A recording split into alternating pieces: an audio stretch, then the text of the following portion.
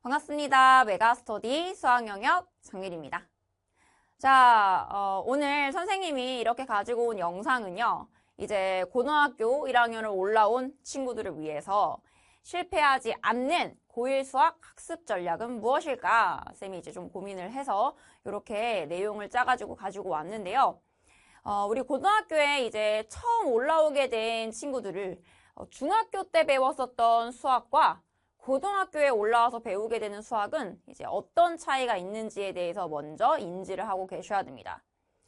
가장 첫 번째로는 양 자체가 정말 달라요. 이게 같은 수학 과목이 맞나 싶을 정도로. 왜냐면 우리가 중학교 때 배우는 수학은 뭐 1학년 때도 있었고 2학년 때도 있었고 3학년 때도 있었죠. 자, 이거를 다 합쳐도요. 고등학교에 올라와가지고 고1 때 배우는 수학 과목 양에 견줄 수 있을까 싶어.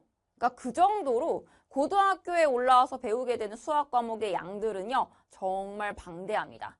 그리고 뭐 양만 그럴까? 이 깊이도 당연히 중학교 때 배웠었던 내용들에서는 더 심화되고 깊이 있게 나오기 때문에 그냥 아예 다른 과목이라고 보셔도 돼요. 중학교 때는 있잖아. 사실 우리가 수학 과목을 이제 시험에 치를 때 어느 정도 벼락치기가 가능했었습니다. 그 이유는 뭐냐면 사실 뭐 수학이라고 하는 과목이 암기해서 공부한다고 표현하면 좀 이상하지만 어느 정도는 암기해서 성적을 얻을 수 있었어요. 중학교 때까지는.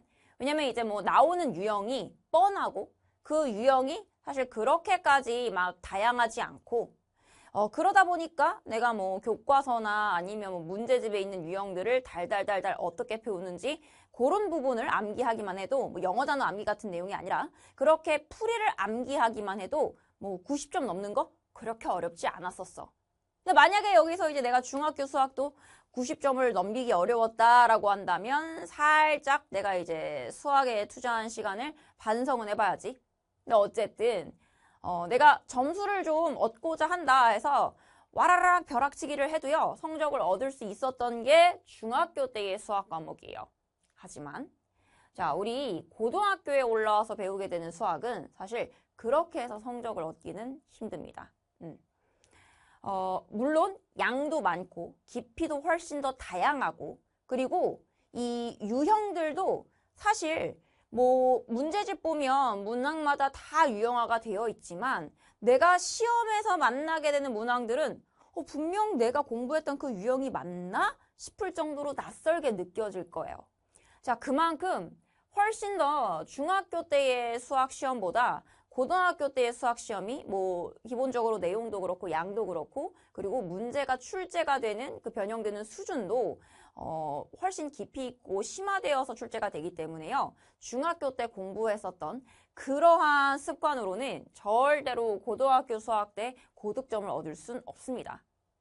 자, 이렇게만 들으면 뭔가 이제 고등학교에 올라와서 배우게 되는 수학 과목이 되게 무시무시할 것 같은 그런 느낌이 드는데 일단 그러면 우리가 이제 이 학년에 올라감에 따라서 어떤 절차로 이 고등학교 수학 과목이 배우게 되는지 먼저 그 과목을 좀 소개를 해드릴게요.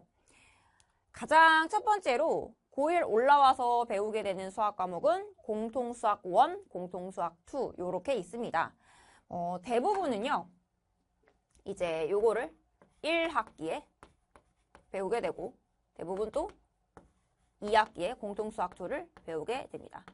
그래서 이제 공통수학 1을 뭐 대충 반 정도 잘라서 중간, 기말 볼 거고 공통수학 2를 또 반 정도 잘라서 뭐 중간, 기말 볼 거고 물론 이제 그 시험 기간을 얼마나 준비할 수 있냐에 따라서 뭐 완전히 딱 공통수학 1, 2가 반씩 출제되진 않겠지만 여튼 대부분은 요렇게 이제 학교에서 우리가 진도를 나가면서 시험을 치르게 될 건데요.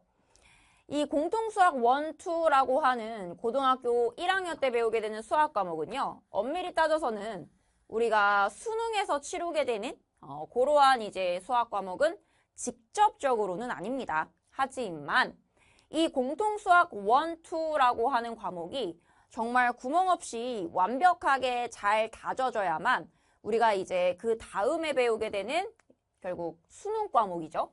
대수, 미적분, 확률과 통계라고 하는 이러한 과목들을 수월하게 버퍼링 걸리지 않고 잘 따라갈 수가 있어요.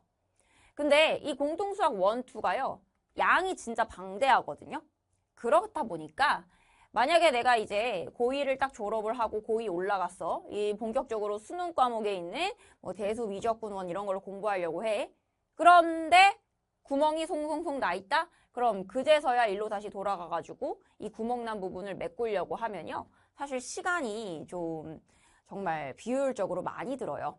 그렇기 때문에 고1 때부터 이게 결국에는 우리가 수능에서 공부해야 돼. 수능을 치르기 위해서 공부해야 되는 대수, 미적분, 원, 확률과 통계를 위한 초석을 다지는 그러한 이제 과정이다라고 생각하시고 정말 꼼꼼하게 열심히 공부하셔야 돼요. 그래서 이제 그렇게 고1 때 공통수학 1, 2를 공부하고 나면 이제 수능 과목, 뭐 대부분 고등학교 2학년, 3학년에 걸쳐서 이러한 이 과목들을 공부하게 될 건데 물론 뭐 어떤 학교는 대수, 미적분 원, 뭐 1학기, 2학기 뭐 요렇게 고2 때 볼 수도 있고 아니면 뭐 요렇게 고2의 1학기 뭐 요렇게 뭐 고2의 2학기 뭐 이런 식으로 볼 수도 있고 그러니까 이러한 과정들은 교과 편성은요. 우리 학교가 어떻게 과목들을 교과 편성해놨는지를 좀 먼저 학교에서 조사를 하시고 그거에 맞게 내가 겨울방학 때 어떤 과목들을 미리미리 좀 준비를 해놔야 될지 그런 부분은 좀 계획적으로 먼저 짜주시는 게 중요하고요. 자, 여튼 간에 요 과목들이 우리가 이제 수능 과목으로 치르게 될 거라서 모두가, 그쵸? 모두가 수능 과목으로 치르게 될 거라서 정말 열심히 공부를 해야 되는 그러한 과목입니다. 자, 그런데 이제 이 대수라고 하는 요 과목은 무슨 과목이냐 하면요. 이 안에는 이제 우리가 크게 세 가지의 단원, 뭐 예를 들어서 지수로그 함수, 그리고 삼각함수, 뭐 수열 이렇게 세 가지의 성격이 굉장히 다른 세 가지의 어떤 함수에 대한 단원으로 이루어져 있는데요. 이 대수라고 하는 과목을 제대로 따라가기 위해서는 반드시 우리가 이제 공통수학 2에서 배우게 되는 함수라고 하는 단원이 있습니다.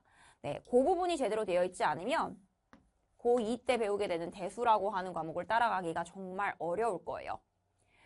물론 뭐 공통수학 1에서는 전혀 연계된 게 없냐? 그렇진 않은데 어쨌든 이제 핵심으로 우리가 정확하게 잘 다져놔야 하는 그러한 단어는 그게 선행돼야 되는 단어는 공통수학 2에 있는 함수라고 하는 단원이다. 네, 요렇게 이해하시면 되겠고 그 다음에 이제 뭐 미적분 1이라고 하는 또 대수와 굉장히 어떤 성격이 다른 과목이 있어요. 여기서 이제 우리가 본격적으로 많이 들어본 미분, 적분, 네, 요러한 내용들을 공부하게 되는데 이것도 역시 우리가 공통수학 2에서 공부하는 함수라고 하는 단원이 미적분 1에서도 나오게 되고 또 뿐만 아니라 막 공통수학 1에서 뭐 2차 함수, 뭐 2차 방정식 이런 게 나오게 될 건데 그 내용들도 미적분 1에서 나오게 됩니다. 그러니까 뭐 무슨 단원하고 어떤 과목이 연계되어 있는지 지금 다 이게 외워지진 않다 하더라도 기억해야 될 건 뭐냐면 결국 고1 때 우리가 배워야 하는 공통수학 1이 그 다음에 배우게 되는 대수나 미적분 1에서 정말 많이 다시 한번 반복이 되는 내용들이 있다라는 거야. 그러니까 그만큼 고1 때 스텝 바이 스텝으로 천천히 잘 메꿔서 따라오셔야 돼요. 자, 그 다음에 또 확률과 통계라고 하는 과목이 있습니다. 자, 확률과 통계라고 하는 과목은 이 앞에 있는 또 대수와 미적분 1하고는요, 조금 다른 성격의 과목이에요. 여기 안에서 우리가 이제 뭐 어렸을 때 많이 배웠었던 경우의 수, 요런 내용들이 있죠. 그런 내용들을 가지고 뭐 경우의 수도 따지고 뭐 확률도 따지고 뭐 통계도 구하고 뭐 그러한 이제 단원들이 들어가 있는데 이 확률과 통계는 또 이 공통수학 1의 후반부에 경우의 수 편이 이제 약간 맛보기처럼 나오게 되거든요. 그 내용이 다시 한번 심화되어서 나오는 게 확률과 통계에 또 반복이 된다. 네, 요렇게 이해하시면 되겠죠. 자, 그래서 우리가 수능 과목을 치르기 위해서 대수와 미적분 원과 확률과 통계를 모두가 다 열심히 공부를 해야 되지만 이게 직접적으로 연계가 되는 부분이라면 결국 고1 때 공부하는 공통수학 원투는 간접적으로 어떻게든 연계가 되는 거구나. 그래서 이거를 버리면 된다, 안 된다? 안 된다. 이렇게 생각하시면 돼요. 자, 그 다음에 우리 이제 뭐 수능에서 치르진 않지만 선택 과목으로는 미적분투와 기하라고 하는 과목이 있습니다. 자, 미적분투는 무엇이냐? 이렇게 생각하시면 돼요. 대수와 미적분원이라고 하는 과목에다가 플러스 알파를 하게 되면 미적분2라고 하는 과목이 만들어진다. 그래서 만약에 내가 대수랑 미적분1을 차근차근 잘 따라왔다. 그리고 이 과목에 굉장히 흥미를 느꼈다라고 하는 친구들은 미적분2라고 하는 과목이 물론 양도 많고 심화된 내용도 많지만 여기서 반복되는 내용들이 많이 포함되어 있기 때문에 그다지 그렇게 새로운 과목처럼 느껴지진 않을 거예요. 근데 만약에 내가 이제 미적분 원이나 대수 같은 게 약간 따라가기 어려웠다. 이거를 그렇게 잘하지 못했다. 근데 나는 도형에 강하다라고 하는 친구들은요. 여기 선택 과목 중에 기하라고 하는 과목이 있습니다. 막 그런 거 있잖아. 막 중학도형 이런 거 강한 친구들. 그런 친구들은 또 기하라는 과목을 선택했을 때는 유리한 점이 있겠죠. 근데 제일 중요한 건 내가 대학교에 가서 이제 어떤 전공을 선택하고 이 전공을 선택하는 데에 어떤 과목을 선택했을 때 조금 더 유리한가 이런 것들을 잘 고려하셔서 앞으로 진로를 내가 따져봤을 때 미적분2를 선택하는 게 좋을지 기하를 선택하는 게 좋을지는 그런 건 이제 조금 더 생각을 해보셔야 돼요.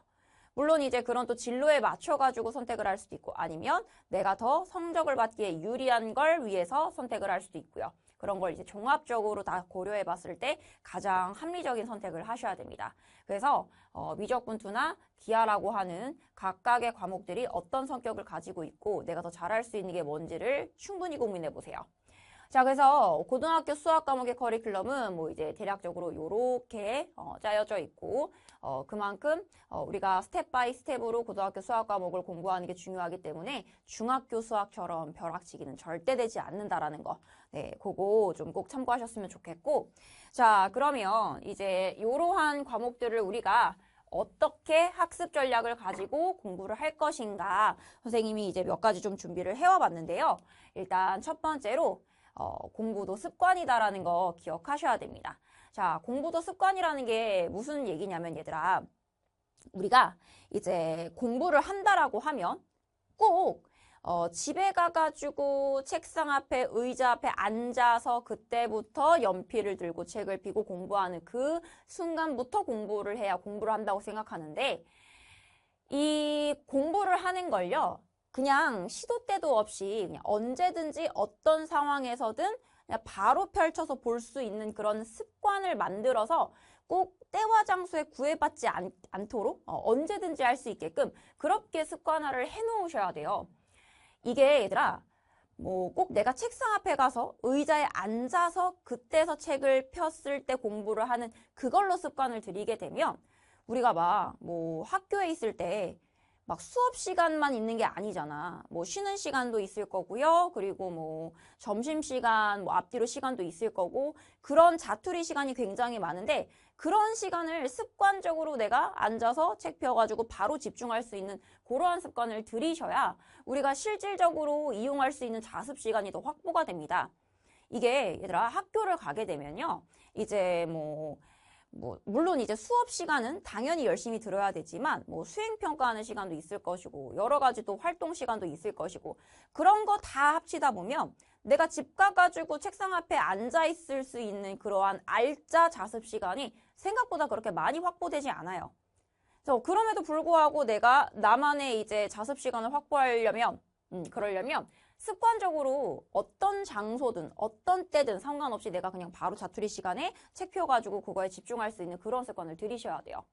그래서 선생님이 이제 학기에 들어가면 우리 친구들한테 꼭 자투리 시간 그리고 뭐 어떤 상황에서든 책 필 수 있는 그러한 환경이면 무조건 책 펴서 바로 집중할 수 있는 그러한 이 습관을 들여라 라는 얘기를 정말 잔소리처럼 많이 합니다.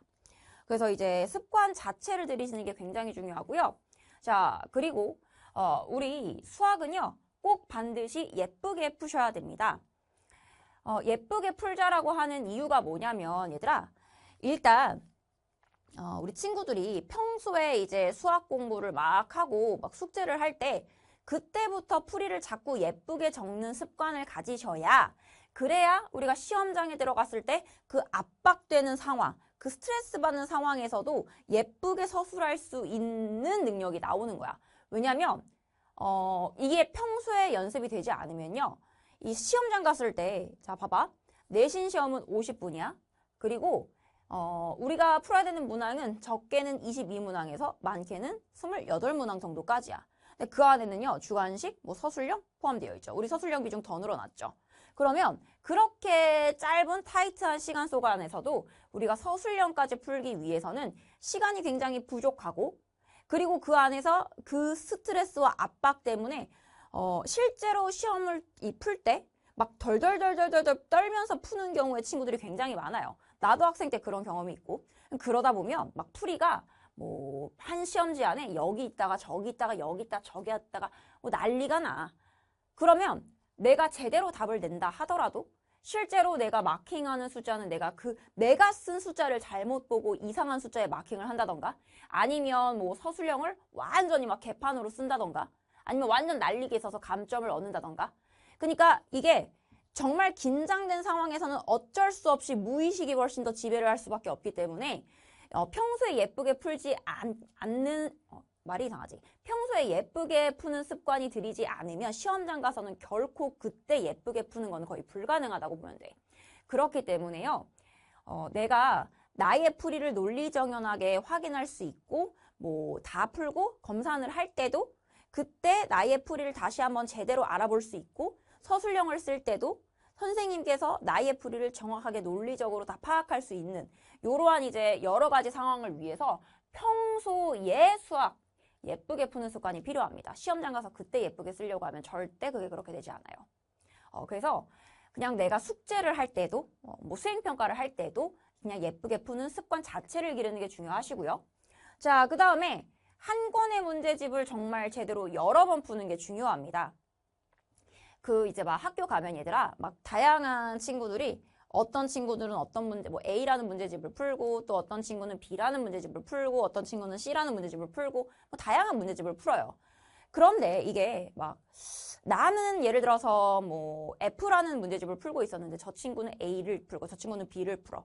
그러면 나도 꼭 저거를 풀어야만 뒤처지지 않을 것 같은 그런 불안감에 꼭 저 문제집도 다 풀지도 못하면서 막 구매해놓고 문제집 안 푼 것만 이렇게 쌓아놓게 된단 말이야.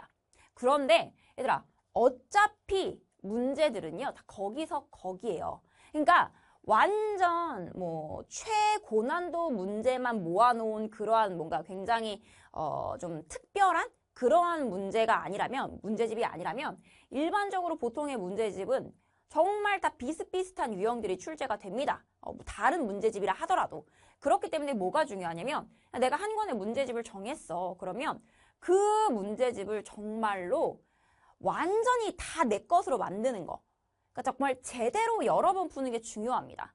근데 또 제대로 여러 번 풀어야 된다라고 얘기하면 오해를 해. 어떻게 푸는 거냐면, 제대로 여러 번 푸실 때요, 자, 선생님이 방법을 알려줄게. 1번, 2번, 3번, 4번, 5번, 6번, 7번, 8번 뭐 이렇게 있다고 쳐봐. 자, 문제집은요, 문제집에 이제 수학을 풀지 않습니다. 연습장을 펴두시고 그 연습장에다가 몇 페이지 몇 번부터 쭈르륵 적으면서 거기에다가 풀이를 적는 거야. 그래서 이제 채점을 해. 채점을 해서 자, 이제 이렇게 표시를 남기는 거예요. 틀렸어? 체크. 맞았는데 오래 걸렸어? 세모. 맞은 문제는, 그러니까 내가 정말로 완벽하게 맞은 문제는 그냥 그 문제 위에 아무것도 표시를 적어놓지 않는 거예요. 얘도 틀렸어? 체크. 자, 그래서 뭐 답지 보고 맞췄어? 뭐 별표. 이런 식으로. 그래서 이 문제집을 1회독할 때는 예를 들어서 노란색 펜으로 그 문항 번호 위에다가 나만의 기호를 적어 놓습니다. 기록을 해놓는 거야. 맞았는지 틀렸는지, 오래 고민했는지, 애매하게 맞았는지, 이런 식으로. 자, 그러면 그 다음 풀 때, 2회독 할 때는요, 내가 어쨌든 애매하게 맞은 문제도 표시를 다 해놨잖아. 그 걔네만 다시 푸는 거야. 걔네만 다시 풀면서 이번에는 분홍색으로 틀린 애들 다시 체크. 뭐 두 번째 풀 때는 세모였던 3번은 맞았어? 그럼 넘어가고. 7번 또 틀렸어? 체크. 이런 식으로. 그래서 이렇게 내가 이제 애매한 문항부터 정확히 틀린 문항까지 완벽하게 맞은 문항만 제외해놓고 여러 번 계속 풀다 보면요. 여러 번 풀 때마다 이제 그 다음번에 풀어야 되는 문항 개수가 분명히 줄어들 거예요. 그러니까 그렇게 하다 보면 얘를 이제 N회독 하는데 시간이 훨씬 더 점점 단축될 거고, 그러면 내가 틀린 문항들을 정말로 제대로 완벽하게 이해하고 넘어갈 수 있게끔 연습이 됩니다. 자, 그런데 이거에서 몇 회독이나 해야 돼요? 라고 묻는다면요. 선생님은 정말 시간이 없으면 진짜 최소 3회독, 하지만 일반적으로는 5회독까지 하셔라 라고 하고요. 이렇게 하면 얘들아 사실 여러 권의 다양한 문제집을 굳이 풀 필요가 없어. 물론 내가 여기서 말하는 다양한이라는 표현은 비슷한 난이도의 여러 문제집을 얘기하는 거야.